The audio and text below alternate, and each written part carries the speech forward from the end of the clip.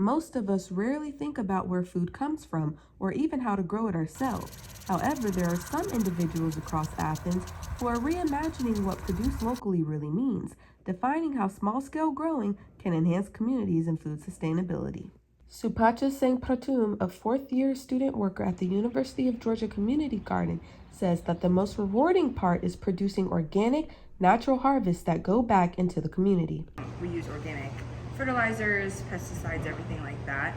So everything's really natural, and everything we grow, like almost 90% of it, goes back to the community. It gets to go to people in the community who don't have regular access or can't go to the grocery store on their own.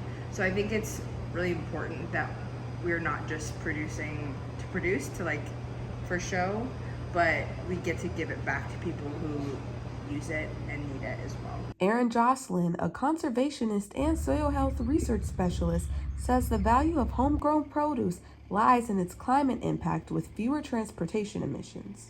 The distance that food travels to get to a person's home or the grocery store, every extra mile adds more of a carbon footprint. And so the more food that people can grow either at their own homes or at a community garden reduces the carbon footprint of that food produced. He also adds that cultivating your own crops helps pull carbon from the atmosphere and return it to the soil, strengthening soil health and supporting a more resilient food landscape. Most of the agricultural landscape in the United States has lost at least 50% of its original carbon.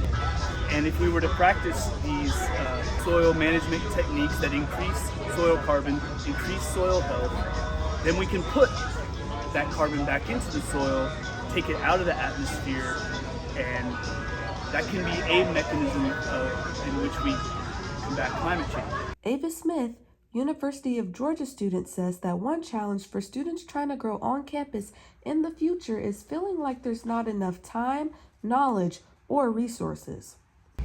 I think gardening can feel more accessible, especially for young people with more education on gardening, the benefits, how to do it, even if they don't live somewhere that is more rural. Reporting for Grady News Source, I'm Demi Gilstrap.